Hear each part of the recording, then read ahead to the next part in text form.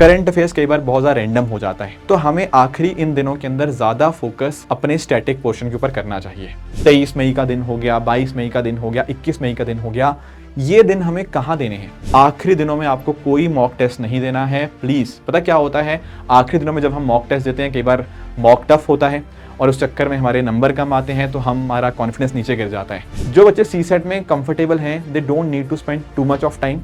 पर जो बच्चे अभी सी सेट में अपने आप को थोड़ा इशू फेस कर रहे हैं, दे आर फेसिंग डिफिकल्टी, तो उनको अपना दोपहर का टाइम अपना सी सेट को जरूर देना चाहिए। प्रीलिम्स का एग्जाम बहुत हैविली कॉन्फिडेंस बेस्ड एग्जाम होता है। अगर आपका कॉन्फिडेंस अच्छा है तो डेफिनेटली आप इस एग्जाम को क्लियर करोगे। नमस्कार दोस्तों यूपीएससी प्रीलिम्स को लगभग 25 के आसपास दिन है, एक दो दिन ऊपर नीचे होंगे जब आप ये वीडियो देख रहे होंगे। अब यहाँ पर बहुत सारे स्टूडेंट्स ऐसे हैं जो इस टाइम के ऊपर थोड़ा पैनिक कर रहे हैं कि हमें आखिरी 25 दिन कैसे प्लान आउट करने चाहिए। देखो ऑनेस्टली वैसे मेरा मानना ये है कि हर बच्चे का अपना अपना स्ट्रेटजी होता है इस एग्ज़ाम को क्लियर करने का, पर फिर भी मैं आपके सामने एक छोटा सा प्लान पेश करना चाहूँगा। अगर आपको ये प्लान फॉलो करना है तो आप उसको कर सकते हैं। अगर आपको लगता है कि नहीं मुझे थोड़े चेंजेस करने हैं इसके अंदर, so that you can also do. तो कुछ बातें मैं यहाँ पे आपके साथ डिस्कस करना चाहूँगा। सबसे पहली चीज़ तो देखो ये है कि ना इन 25 दिनों को यूटिलाइज करना बहुत इंपॉर्टेंट है। होता क्या है ना कि हम इस एग्जाम के अंदर लास्ट 25 डेज को सही ढंग से यूटिलाइज नहीं कर पाते। We waste too much of time on reading things जो उतना इंपॉर्टेंट नहीं है, और उस चक्कर में कई बार ऐसी चीज़ें हम मिस कर जाते हैं जिनका एग्जाम में इंपॉर्टेंस ज़्यादा है। जैसे सबसे बड़ी एग्जाम्पल मैं आपको देता हूँ, बहुत सारे स्टूडेंट्स काफ़ी टाइम अपना करंट अफेयर्स के ऊपर वेस्ट करते हैं लास्ट का 1 महीना या 25 दिन, और उस वजह से वो स्टैटिक को मल्टीपल टाइम रिवाइज नहीं कर पाते। देखो एक बात आप अंडरस्टैंड करना, अगर आप इसको एग्जाम को क्लियर करना है अच्छे से प्रीलिम्स को, तो it is very very important कि आपका स्टैटिक पोर्शन काफ़ी स्ट्रांग हो। हर बार एक 75% के आसपास क्वेश्चन ऐसे रहेंगे जो स्टैटिक से होते ही होते हैं, और ईजी भी होते हैं काफ़ी हद तक स्टैटिक क्वेश्चंस। करंट अफेयर्स कई बार बहुत ज़्यादा रैंडम हो जाता है, तो हमें आखिरी इन दिनों के अंदर ज़्यादा फोकस अपने स्टैटिक पोर्शन के ऊपर करना चाहिए। अब आप एक बात ध्यान रखो कि इन आखिरी दिनों में ना हम ना इसको क्या कर सकते हैं, हमें पीछे से प्लान करना होगा। मैं आपको समझाता हूं। देखो जैसे आप नोटिस करो इस बात को कि आपका जैसे प्रीलिम्स है 24 मई को, राइट, 24 मई को आपका यहां पे प्रीलिम्स का पेपर है। अब यहां पर आप पीछे से सोचना स्टार्ट करो कि 24 मई को पेपर है तो मैं 23 मई को क्या करूंगा, 22 मई को क्या करूंगा, 21 मई को क्या करूंगा। क्योंकि पॉइंट पता क्या है, जब आप आज से सोचना स्टार्ट करोगे थोड़ा सोचना मुश्किल होगा, पर आप पीछे से आपके पास ना एक क्लियर रोड मैप होगा कि मुझे एग्जाम से एक दिन पहले क्या रिवाइज करना है, 2 दिन पहले क्या रिवाइज करना है, तो वहां से एक आइडिया मिल पाएगा। तो मैंने भी ना आपके लिए जो फेजेस बनाए हैं वो पीछे से मैं आपको समझाना चाहता हूं।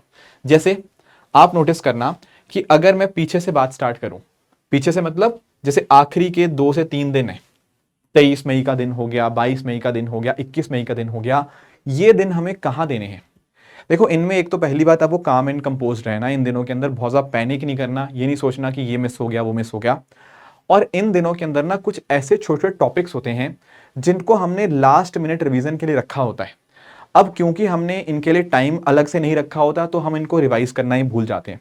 आई will give you some examples. जैसे फॉर एग्जांपल कुछ प्लेसेस इन न्यूज़ के कुछ क्वेश्चंस होते हैं, कुछ बॉर्डरिंग कंट्रीज के क्वेश्चन आते हैं, जैसे अफगानिस्तान की बॉर्डरिंग कंट्रीज पे क्वेश्चन आया था, या यूक्रेन की बॉर्डरिंग कंट्रीज का क्वेश्चन आया था, या ब्लैक सी को कौन कौन सी कंट्रीज बॉर्डर करती हैं। कुछ बच्चों ने इसके निमोनिक्स बनाए होते हैं और उन्होंने सोचा होता है कि आखिरी दिन के ऊपर मैं इसको रिवाइज करूंगा।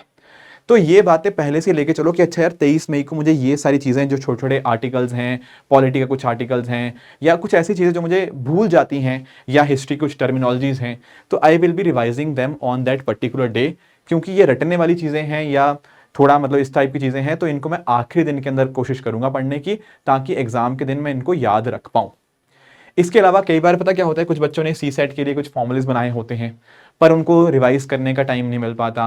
कुछ बेसिक कंसेप्ट एक बार आंखों के सामने से गुजरना इंपॉर्टेंट होता है आखिरी टाइम के ऊपर, तो ये आखिरी 2-3 दिन उनको दे सकते हो। या और भी कोई टॉपिक का कुछ आपने रखा हुआ है ना कि अपने कुछ नोट्स बना रखे हैं और आपने बोला था कि इनको आखिरी वाले दिनों के अंदर मुझे इस्तेमाल करना है या उस टाइम रिवाइज करना है, तो आखिरी 2-3 दिन हम इसी के लिए ही डेडिकेट करेंगे। प्लीज ध्यान देना, आखिरी दिनों में आपको कोई मॉक टेस्ट नहीं देना है प्लीज। पता क्या होता है, आखिरी दिनों में जब हम मॉक टेस्ट देते हैं कई बार मॉक टफ होता है और उस चक्कर में हमारे नंबर कम आते हैं, तो हमारा कॉन्फिडेंस नीचे गिर जाता है। पर आपको इस चीज से बिल्कुल बचना है। आखिरी 2-3 दिनों में कुछ नया नहीं पढ़ना, जो पढ़ा हुआ है बस उसी को रिवाइज करना है। आखिरी मिनट में लास्ट मिनट जो चीजें होती हैं उनको रिवाइज करना है इन पर्टिकुलर डेज के ऊपर। ये है आखिरी 3 दिन एग्जाम से पहले। और बिल्कुल नर्वस नहीं होना इन दिनों के अंदर, जितना पढ़ लिया काफी है। आखिरी दिनों में कॉन्फिडेंस बहुत इंपॉर्टेंट बनता है। ये तो बात हुई आखिरी 3 दिनों की। उससे पिछला हफ्ता क्या होगा, यानी कि आपका कह लो कि 13 मई से लेकर 20 मई के आसपास तक का जो टाइम है। देखो इसमें ना आपको क्या करना होगा, इसको फेज 2 मानेंगे हम। पहले फेज 1 बता देता हूं मैं लो। जैसे आज से आपने वीडियो देखा, अब आज से मोटा मोटा 25 दिन है, तो अगले 15 दिन, रफली अगले 15 दिन कहा जाने चाहिए आपके हर एक सब्जेक्ट की स्टैटिक पोर्शन की रिवीजन में। और यहां पर आप मोटा मोटा 2 दिन दे सकते हो हर सब्जेक्ट को। मान लो 2 दिन आपने पॉलिटी की रिवीजन करी, 2 दिन आपने इकोनॉमी की करी, 2 दिन आपने ज्योग्राफी करी, 2 से 3 दिन में हिस्ट्री की करी, है ना, और 1-2 दिन आपने बाकी इन्वायरमेंट, साइंस, टेक्नोलॉजी इनकी करी। तो मोटा मोटा 15 दिनों के अंदर आपके सारे सब्जेक्ट यहाँ पे कंप्लीट हो जाएंगे, जब आपने हर सब्जेक्ट को आप 2-2 दिन दे रहे हो। अब आप अपने दिन को भी यहाँ पे ना 2 से 3 हिस्सों में डिवाइड कर सकते हो। सुनना कैसे होगा पता क्या, जब आप अपने डे को देखोगे ना, तो देखो मेजॉरिटी पोर्शन तो आप अपना स्टैटिक पोर्शन को ही रिवाइज करने पे लगाएंगे। जैसे मैंने बताया ना कि आपको मान लो आज पॉलिटी रिवाइज करना है, तो 2 दिन आपने पॉलिटी रिवाइज करना है, तो मेजॉरिटी पोर्शन आपका स्टैटिक रिवीजन के लिए होगा, मान लो सुबह से लेकर दोपहर तक। अब यहां पे अपने आप से क्वेश्चन पूछो, आप सी सेट में कितना कंफर्टेबल हो। जो बच्चे सी सेट में कंफर्टेबल हैं, they don't need to spend too much of time. पर जो बच्चे अभी सी सेट में अपने आप को थोड़ा इशू फेस कर रहे हैं, दे आर फेसिंग डिफिकल्टी, तो उनको अपना दोपहर का टाइम अपना सी सेट को जरूर देना चाहिए। मैं दोपहर का क्यों स्पेसिफिकली मेंशन कर रहा हूं, क्योंकि आपको जो रियल एग्जाम देना है उसमें भी दोपहर में ही आपको सी सेट का पेपर देना होगा। तो मैं चाहता हूं कि दोपहर के टाइम आपका सी सेट क्वेश्चन प्रैक्टिस करने की एक आदत बनी हुई हो। ये कितना टाइम देना है ये डिपेंड करेगा आप कितना कंफर्टेबल हो। काफी कंफर्टेबल हो तो कम टाइम दो, पर अगर आपको लगता है सी सेट में अभी और काम की जरूरत है, then you can put in more number of hours. ठीक है। अब तीसरा स्लॉट जो है ना वो ऑप्शनल है।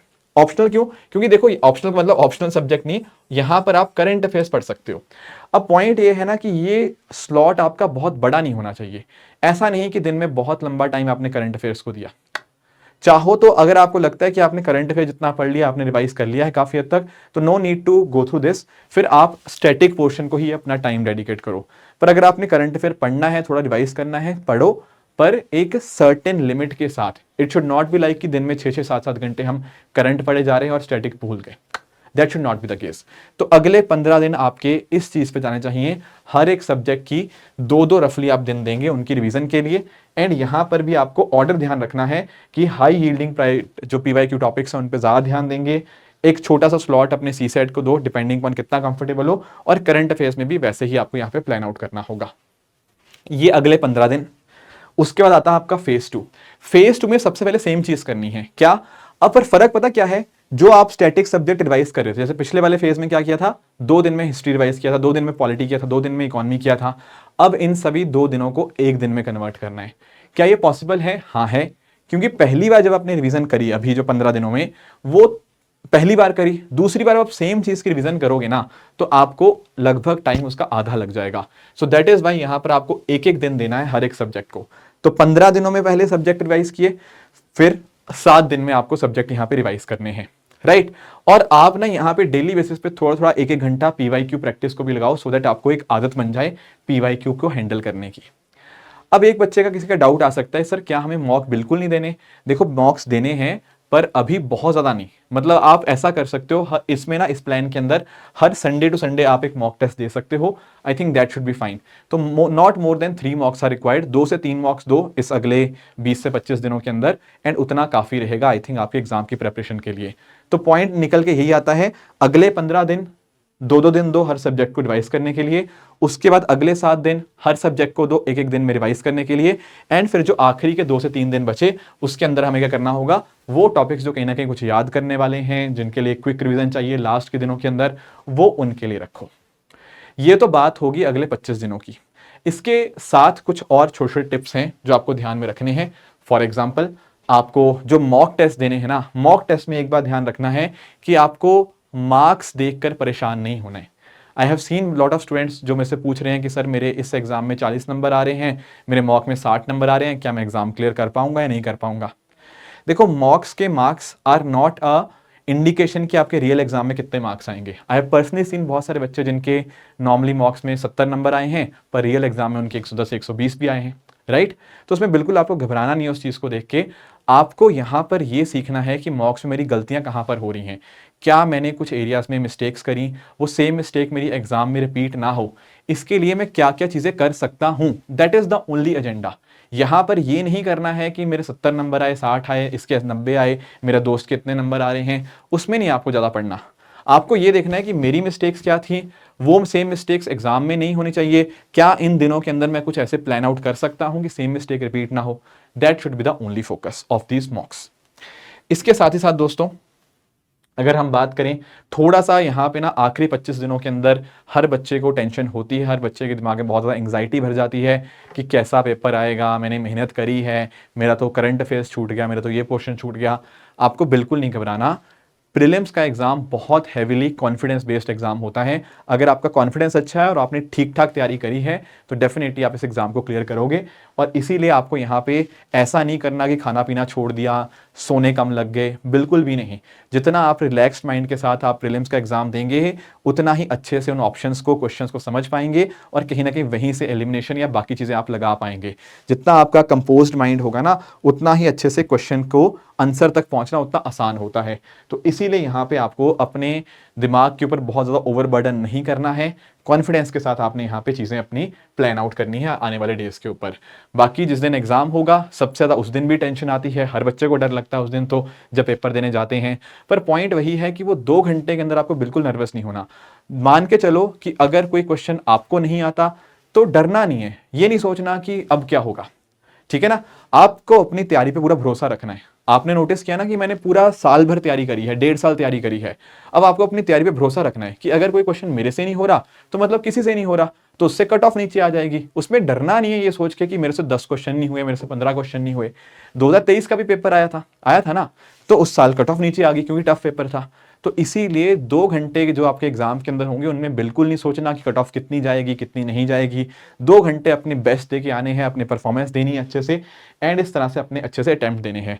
और time management is very very important. खासकर मैं सी सेट के पेपर की बात करूं तो कैसे आप उन 2 घंटे को प्लान करते हो, ये डिटरमिन करता है कि आप कट ऑफ क्लियर कर पाते हो या नहीं कर पाते हो। सही क्वेश्चंस कौन से हैं, गलत क्वेश्चन कौन से हैं, कौन से टाइम कंज्यूमिंग क्वेश्चन हैं, यही चीज़ें हमें मॉक्स में सीखनी है और वही सेम चीज़ हमें यहाँ पे अपने एग्जाम में एग्जीक्यूट भी करनी है। और आखिरी चीज़ यही है कि अपने ऊपर भरोसा रखना है, ठीक है ना। आपने मेहनत करी है, मुझे पता है, ठीक है, आपने पूरा हार्डवर्क किया है, मुझे पता है, पर इसीलिए यहाँ पे आपको डरना बिल्कुल नहीं है। जब मेहनत की होती है तो रिजल्ट भी डेफिनेटली आएगा ही आएगा, राइट। तो ये है थोड़ा सा 25 दिन का प्लान। बट मैं फिर से बोल दूं, मैं हमेशा मानता हूं कि हर एक बंदे की खुद की अपनी अपनी स्ट्रेटजी होती है, हर एक बंदे का खुद का पढ़ने का तरीका अलग अलग होता है। तो अगर आपको यहाँ पे कुछ ऐसी चीज़ें लगी हों जो आपको लगता है कि यार मेरे लिए शायद ये काम ना करे, कोई और चीज़ है मेरे लिए काम करे, तो please go head with that and अच्छे से हार्डवर्क करिएगा। And I wish you the very best. ठीक है, थैंक यू सो मच, जय हिंद।